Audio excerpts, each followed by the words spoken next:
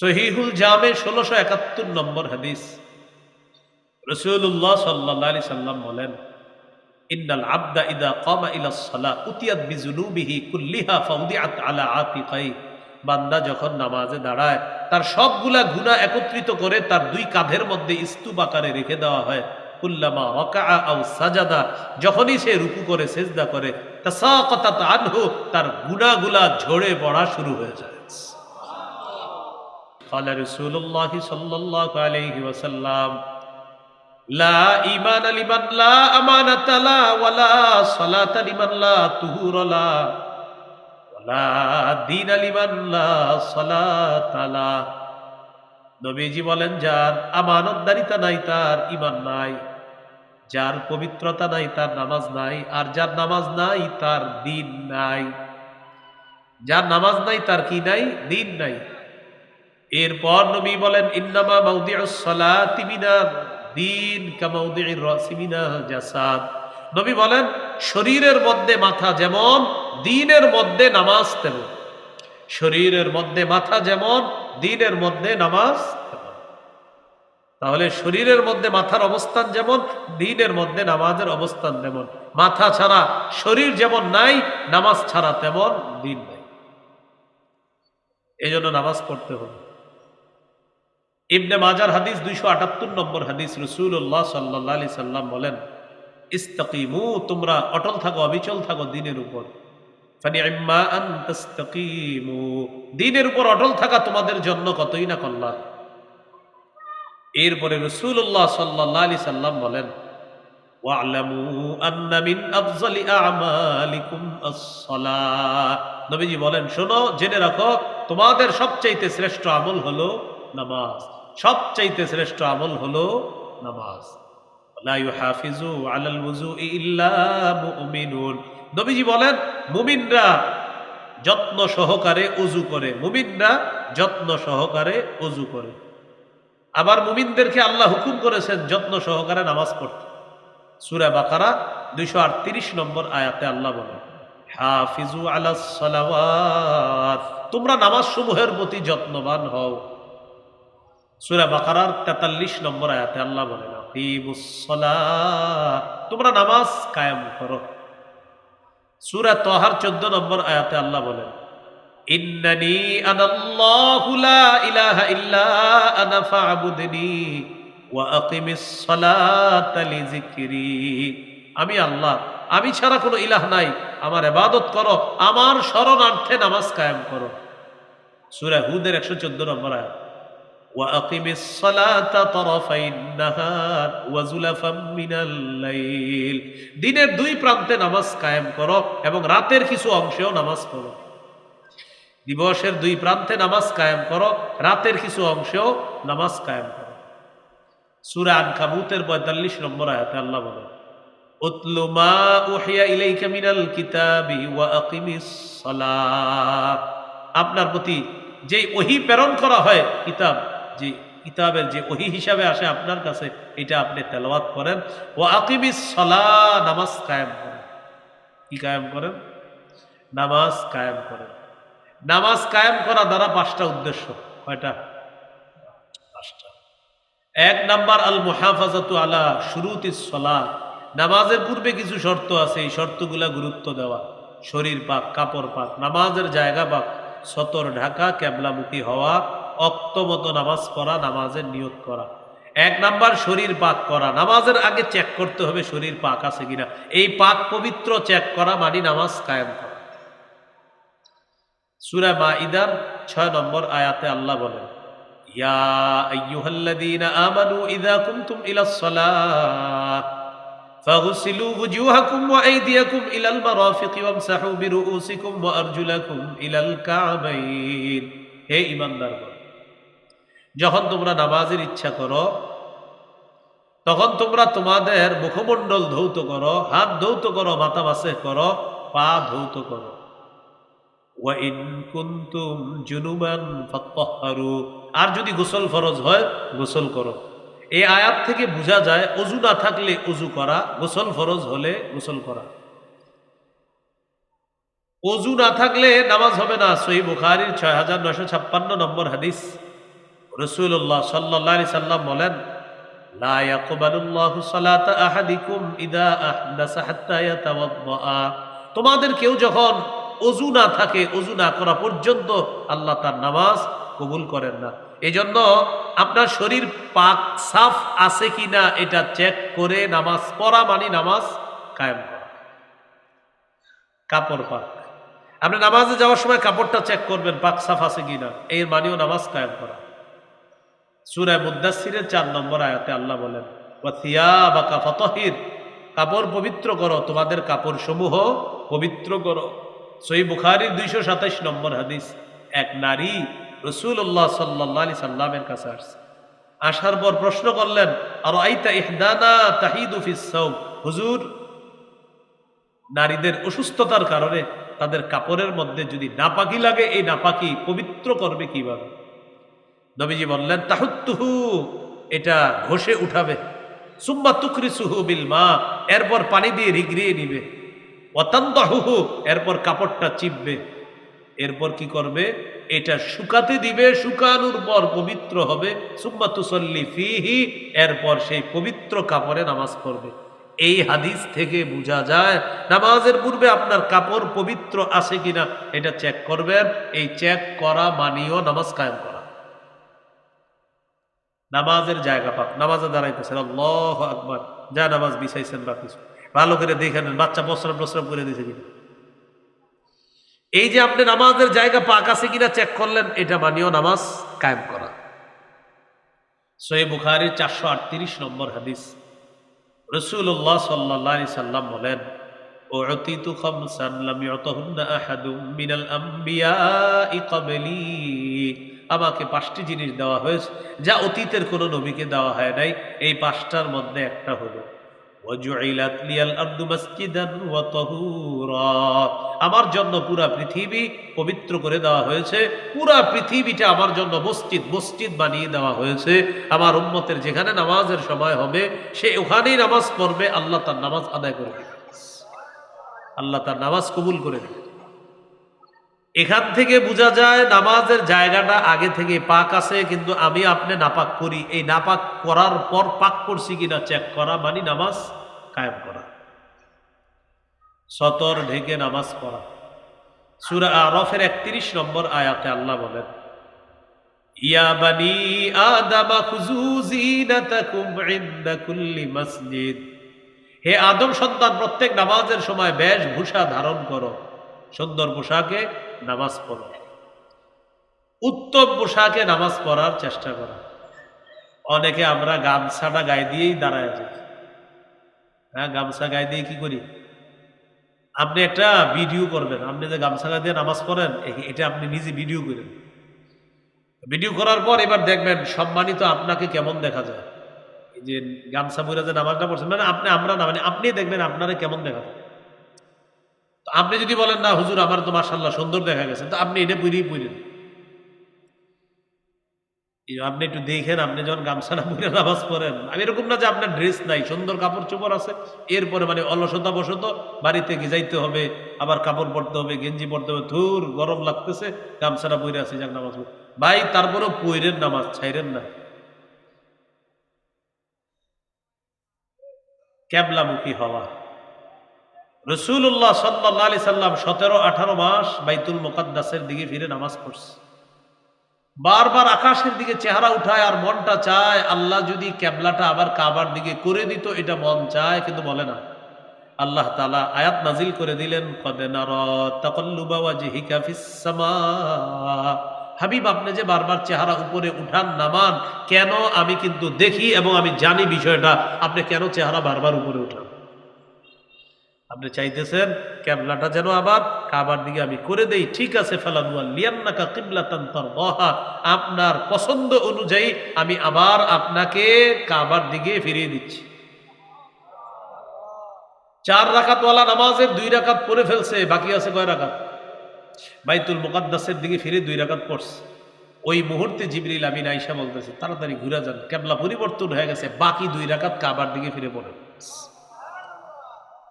এই জন্য এক নামাজ ২ কেবলার দিকে পড়েছিলেন। ওই মসজিদকে বলা হয় মসজিদু জিল কিবলাতাইন, ২ কেবলার মসজিদ, মানে এক নামাজ দুই কেবলার দিকে ফিরে পড়া হয়েছে। এই হলো কেবলামুখী হওয়া। এটা পাবেন সূরা বাকারা 148 149 নম্বর আয়াত। ওয়াক্তমত নামাজ পড়া, সূরা নিসা 103 নম্বর আয়াত। আল্লাহ বলেন, ইন্নাস সালাতা কানাত আলাল মুমিনিনা কিতাবাম মাওকুতা, মুমিনদের উপর সময় মতো নামাজ পড়া ফরজ। সহিহ বুখারীর 527 নম্বর হাদিস। আব্দুল্লাহ ইবনে মাসউদ রাদিয়াল্লাহু তাআলা রাসূলুল্লাহ সাল্লাল্লাহু আলাইহি সাল্লামকে জিজ্ঞাসা করলেন, আইয়ুল আমালি আহাব্বু ইলাল্লাহ, হুজুর আল্লাহর কাছে সবচেয়ে পছন্দনীয় আমল কোনটি? নবীজি বললেন, আস-সালাতু আলা ওয়াক্তিহা, সময় মতো নামাজ পড়া। বলেন, সময় মতো কি পড়া? নামাজ পড়া আল্লাহর কাছে সবচেয়ে পছন্দনীয় আমল। এজন্য আমরা সময় মতো নামাজ পড়ার চেষ্টা করব ইনশাআল্লাহ। বাংলাদেশ এয়ারপোর্টে আপনি নামাজ পড়ছেন সময় মতো, মাগরিবের নামাজ। কোন নামাজ? সবাই বলেন। এয়ারপোর্টে সময় মতো মাগরিবের নামাজ পড়ার পর প্লেনে উঠছেন, সৌদি আরব যাবেন উমরা হজ করতে, আল্লাহ কবুল করেন। কিছুক্ষণ পশ্চিম দিকে যাওয়ার পর দেখেন কি সূর্য এখনো ডুবে নাই। আপনি কিন্তু সূর্য ডুবার পরে বাংলাদেশে মাগরিব পড়ছিলেন, পড়ার পরে প্লেনে উঠছেন, প্লেন যত পশ্চিম দিকে যায় তত দেখেন সূর্য এখনো বাকি আছে ডুবতে। কিছুক্ষণ পর সূর্য ডুবছে, আবার মাগরিবের সময় হয়েছে, তখন কি করবেন? তখন আর মাগরিব পড়া লাগবে না। বলেন, একদিনে বলেন এক ওয়াক্ত নামাজ একবারই ফরজ। যেহেতু মাগরিব ফরজ একবার পড়ে ফেলছেন আপনি, এখন আবার সূর্য ডুবলেও পড়া লাগবে না। বিমানে ওঠার পর পশ্চিম দিকে যাওয়ার পর বিমান যদি সূর্য আবার ডুবে আর মাগরিবের সময় হয়, তাহলেও আর মাগরিব পড়া লাগবে না। এ হলো অক্তমতো নামাজ পড়া। এই সময় মতো নামাজ পড়বেন, এটাও নামাজ কায়েম করা। আবার নামাজ সময় হওয়ার আগে পড়া যাবে না, নামাজ সময় হতে হবে। জিজ্ঞাসা করে নিতে হবে, ভাই আসরের সময় হয়েছে কিনা একটু বলেন তো, আউয়াল ওয়াক্তে আসরটা পড়ে নেই। এই যাচাই বাছাই করে নামাজ পড়া মানে নামাজ কায়েম করা। নামাজের নিয়ত করা, বিশুদ্ধ নিয়তে নামাজ পড়া। সহিহ বুখারীর 1 নম্বর হাদিস, ইন্নামাল আমালু বিন্নিয়াত। রাসূলুল্লাহ সাল্লাল্লাহু আলাইহি সাল্লাম বলেন, আমলের প্রতিদান বিশুদ্ধ নিয়তের সাথে। আমলের প্রতিদান বিশুদ্ধ নিয়তের সাথে। এই হলো নামাজ কায়েম করা। নামাজ কায়েম করা দ্বারা 5টা উদ্দেশ্য। 1 নাম্বার হলো পূর্বের শর্তগুলা গুরুত্ব দেওয়া, এইগুলো 1 নাম্বার। 2 নাম্বার, নামাজ কায়েম করা মানে রুকু সেজদাগুলা সুন্দরভাবে আদায় করা, বুলেটের গতিতে আদায় না করা। জোহরের নামাজের আছে আর 2 মিনিট, আপনি মসজিদে এসে দেখেন জোহর দাঁড়াবে আর 2 মিনিট পরে। জোহরের আগে 4 রাকাত সুন্নতে নিয়ত করে লেছেন, আছে কয় মিনিট? এবং এই 2 মিনিটে উনি 4 রাকাত সুন্নত পুরা প্যাকেজ কমপ্লিট কইরা আপনারে দেখাই দেন। কয় মিনিটে? কইরা আবার আস্তাগফিরুল্লাহ পরে বসে বসে আস্তাগফিরুল্লাহ। আপনারে বুঝাবে, বাপের বেটা হইলে তুমিও দেখাও, আমি তো দেখাইলাম। 2 মিনিটে। আচ্ছা, আপনি ঢুকার পরে যখন দেখলেন 2 মিনিট জোহরের আছে, আপনি কেন সুন্নতে দাঁড়াইলেন বলেন? জোহর পড়বেন, জোহরের পরে 2 রাকাত সুন্নত পড়বেন, পড়ার পর ওই বকেয়া 4 রাকাত পরে পড়বেন। মনে থাকবেন ইনশাআল্লাহ। এজন্য তড়িৎ গতিতে নামাজ না পড়া। আবু দাউদের 1449 নম্বর হাদিস। নবীকে প্রশ্ন করা হলো, আল্লাহর কাছে সবচেয়ে মর্যাদাপূর্ণ আমল কোনটি? নবীজি বললেন, তুলুল কিয়াম, লম্বা সময় নামাজে দাঁড়িয়ে থাকা। এজন্য জোহরের আগে 4 রাকাত সুন্নত অন্তত 10 মিনিট সময় নিয়ে দাঁড়াবেন। কয় মিনিট? কোন হুজুর, অনেক চেষ্টার পরেও তো 10 মিনিট নিতে পারবো না। 10 মিনিট সময় নিয়ে সুন্দরভাবে নামাজ পড়বেন, রুকু সেজদা ধীরস্থির ভাবে করবেন। সহিহ বুখারী 757 নম্বর হাদিস। রাসূলুল্লাহ সাল্লাল্লাহু আলাইহি সাল্লাম মসজিদে বসা এক ব্যক্তি এসে নামাজ পড়ছে, নবীজিরে সালাম দিছে। নবীজি বললেন, ইরজি ফাসাল্লি ফাইন্নাকা লাম তুসাল্লি, যাও আবার নামাজ পড়ো, তুমি নামাজ পড়ো নাই। গেলেন, যাওয়ার পর নামাজ পড়লেন, পরে আবার সালাম দিলেন। সালাম দেওয়ার পর নবীজি সালামের জবাব নিয়ে বললেন, ইরজি ফাসাল্লি ফাইন্নাকা লাম তুসাল্লি, যাও আবার নামাজ পড়ো, তুমি নামাজ পড়ো নাই। তিনি গেলেন, আবার পড়লেন, আবার এসে সালাম দিলেন। নবী বললেন, ইরজি ফাসাল্লি ফাইন্নাকা লাম তুসাল্লি, যাও নামাজ পড়ো, তুমি নামাজ পড়ো নাই। তিনি বললেন, ওয়াল্লাযী বাআসাকা বিল হাক্কি মা উহসিনু গায়রা, আল্লাহর কসমের চেয়ে ভালো আমি আর পারি না, আল্লিমনি, হুজুর আমারে শিখায়া দেন। রাসূলুল্লাহ সাল্লাল্লাহু আলাইহি সাল্লাম বললেন, ইদা কুমতা ইলা সালাহ ফাকাব্বির, যখন নামাজের মধ্যে দাঁড়াইবা আল্লাহু আকবার বলে নিয়ত বাঁধবা, আল্লাহু আকবার বলে হাত বাঁধবা, সানা পড়বেন, সূরা ফাতিহা পড়বেন, এরপর সুম্মা ক্রা মা তায়াসসারা মাআকা মিনাল কোরআন, কোরআনের যেখান থেকে পারেন সহজ সেখান থেকে পড়বেন। সুম্মা রুকা, এরপর রুকু করবেন, হাত্তা তাতমাইন্না রাকিআ, ধীরস্থির ভাবে রুকু করা। সুম্মা রফা রাসাকা মিনার রুকু, রুকু থেকে মাথা উঠাবা, হাত্তা তা'তাদিলা কাইমা, সোজা হয়ে দাঁড়াবা। আমাদের অনেকে বাঁকা হয়ে থাকে, আর বুঝা ইমাম সব তাড়াতাড়ি সিজদায় যান, আমি পারতাছি না, আপনি উঠেন তাড়াতাড়ি। এরকম রুকুতে দেখবেন উনি এমনি কিন্তু সুন্দর মানুষ, কিন্তু রুকুর থেকে ওইটা এইভাবে থাকে, মানে উনি সিজদাতে যাবে।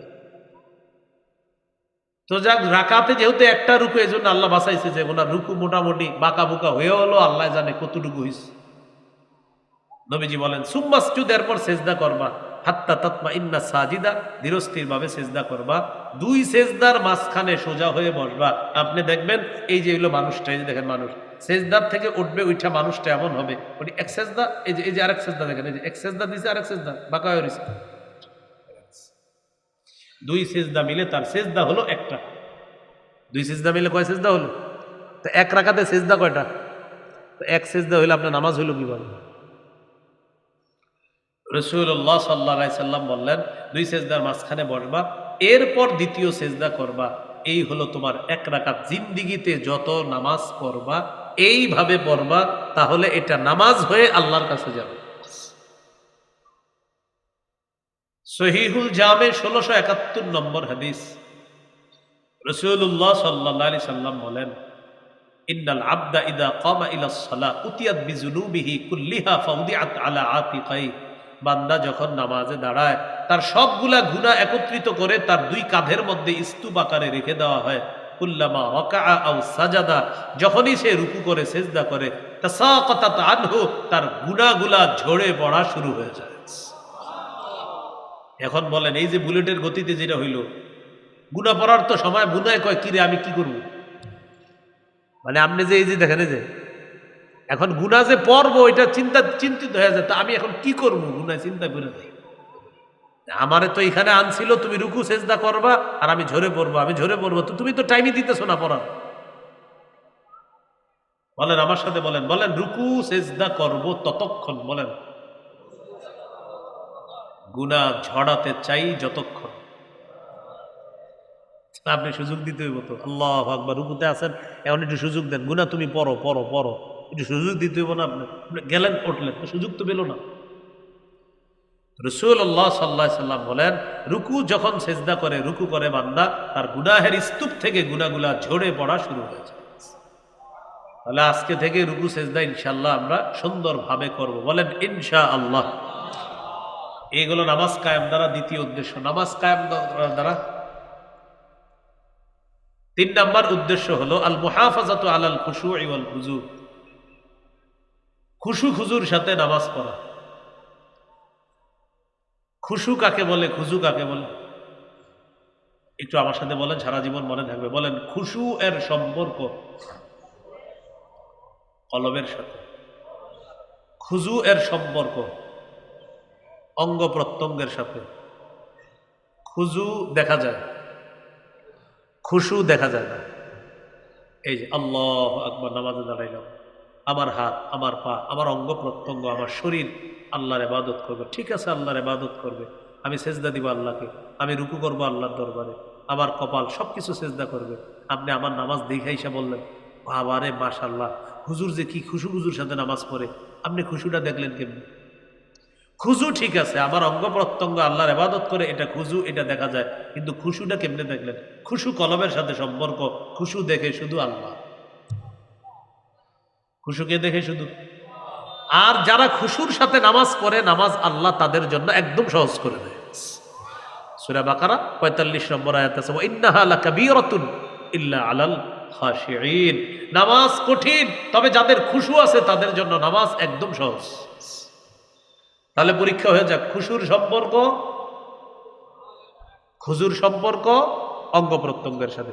তাহলে আমার অঙ্গ আল্লাহর ইবাদত করে, খুজু হলো, আমার কলব আল্লাহর ইবাদত করে, খুশু হলো।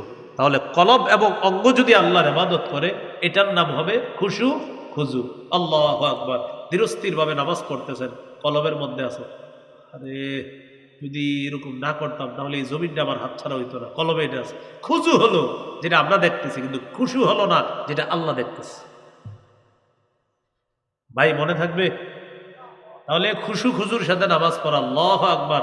হ্যাঁ হ্যাঁ, আমার কলবা আল্লাহর ইবাদত করে, আমিও আল্লাহর ইবাদত করি, আমার হাত পা অঙ্গ প্রত্যঙ্গ আমার কলব আল্লাহর ইবাদত করে, এটা হবে খুশু খুজু। এই হলো 3 নাম্বার, খুশু খুজুর সাথে নামাজ পড়া, নামাজ কায়েম করা। মনে আসেনি? 4 নাম্বার, পরিবারকে নামাজের হুকুম করা। সূরা তাহা 132 নম্বর আয়াত, 16 পারার শেষ পৃষ্ঠাে আল্লাহ বলেন, ওয়া'মুর আহলাকা বিস-সালাহ, পরিবারকে নামাজের হুকুম করেন, আদেশ করেন।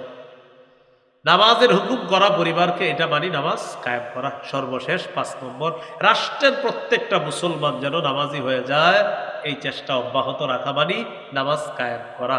পরিবারকে প্রতিদিন নামাজের কথা বলবেন, রাষ্ট্রের প্রত্যেকটা মুসলমান যেন নামাজি হয়ে যায়, এই চেষ্টা করতে হবে। প্রতিনিয়ত বন্ধুদেরকে নামাজের দাওয়াত দিবেন। আপনি আপনার আশেপাশের মানুষগুলাকে নামাজের কথা বলবেন, আশেপাশের মানুষগুলাকে প্রতিদিন নামাজে নেওয়ার চেষ্টা করবেন। আল্লাহ তাআলা তৌফিক দান করেন। এই হলো আপনার, মনে আসেনি, হুদাল্লিল মুত্তাকিন আল্লাযীনা ইউমিনুনা বিল গায়ব ওয়া ইউকিমুনাস সালাহ। মুত্তাকি তারা যারা গায়েবে বিশ্বাস করে, যারা নামাজ কায়েম করে। 2টা বৈশিষ্ট্য বললাম, অনেকগুলো বৈশিষ্ট্য আছে পরে আরো। এই 2 বৈশিষ্ট্য আমরা মনে রাখবো, তাহলে মনে আসেনি, হেদায়েত গ্রহণ করব। কোরআনের পাঠক হতে হবে, কোরআনের শ্রোতা হতে হবে। ঈমান বিল গায়েব কি জিনিস? ঈমান বিল গায়েব, না দেখে আল্লাহ, ফেরেশতা, জান্নাত জাহান্নাম সব বিশ্বাস করা, এটার নাম হলো ঈমান। ঈমান কয় জিনিসের নাম? 3 জিনিসের নাম। অন্তরে বিশ্বাস করা, মুখে স্বীকার করা, আমলে বাস্তবায়ন করা। মৌলিকভাবে 6টা বিশ্বাসের নাম ঈমান, যেটা আমরা হাদিস থেকে জানলাম। এরপরে নামাজ কায়েম করা, মৌলিক 5টি কাজ মানি নামাজ কায়েম করা। 1 নাম্বার, নামাজের পূর্বে কিছু শর্ত আছে, এগুলা গুরুত্ব দেওয়া। শরীর পাক, কাপড় পাক, নামাজের জায়গা পাক, 70 টাকা কেবলামুখী হওয়া, অক্তমত নামাজ পড়া, নামাজের নিয়ত করা। 2 নাম্বার, রুকু সেজদা ধীরস্থির ভাবে করা। 3 নাম্বার, খুশু খুজুর সাথে নামাজ পড়া। 4 নাম্বার, পরিবারকে নামাজের হুকুম করা। 6 নাম্বার, রাষ্ট্রের প্রত্যেকটা মুসলমান যেন নামাজি হয়ে যায়, এই চেষ্টা অব্যাহত রাখা। আল্লাহ তাআলা আমাদের সকলকে যে কথাগুলো শুনলাম বললাম, আমরা সবাই যেন আমল করতে পারি, আল্লাহ তৌফিক দান করেন। আমিন ওয়া আখিরু দাওয়ানা আলহামদুলিল্লাহি রাব্বিল আলামিন। নামাজের আলোচনাটা বিস্তারিত আমার মিম্বরের আমানতে পাবেন। মিম্বরের আমানত সংকলনের